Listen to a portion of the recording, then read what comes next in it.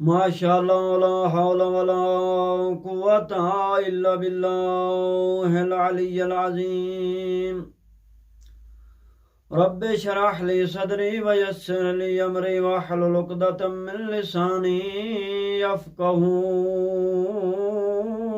قولی اعوذ باللہ من الشیطان الرجیم بسم اللہ الرحمن الرحیم اللهم اجعلني فيه من المستغفرين واجعلني فيه من عبادك الصالحين القانتين واجعلني فيه من أوليائك المقربين برأفتك یا ارحم الراحمین۔ انشاءاللہ مومنین آپ خیریت سے ہوں گے۔ خداوند متعال آپ لوگوں کو کوئی دکھ اور تکلیف نہ دے۔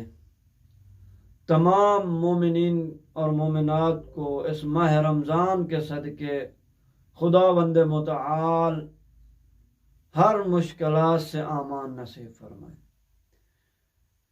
بے اولاد کو صاحب اولاد فرمائے، مریضوں کو شفا یابی عطا فرمائے۔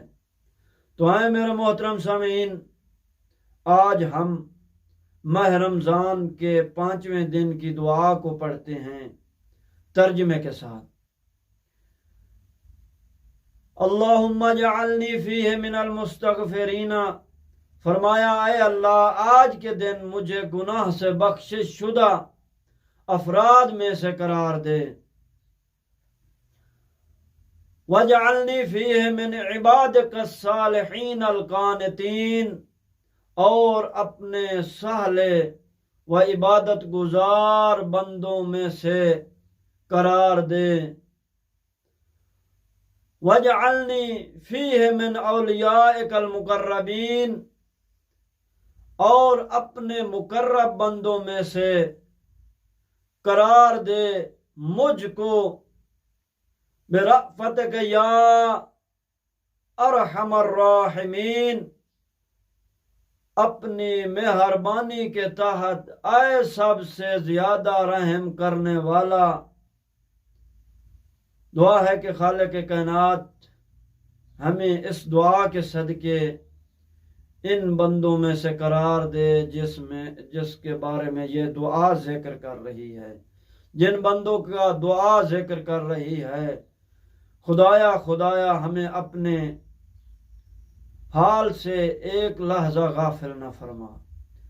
ہمیں جو مومنین و مومنات اس جہان فانی سے چلے گئے ہیں، دار فانی سے چلے گئے ہیں، ان کو جنت الفردوس عطا فرما، ان کو اعلیٰ علیین میں جگہ نصیب فرما۔ ہمارے ملک پاکستان کو امن ترقی نصیب فرما۔ جو بے اولاد ہیں ان کو اولاد نرینہ عطا فرما۔ جو مومنین مقروض ہیں ان کے قرض غیبت سے عطا فرما۔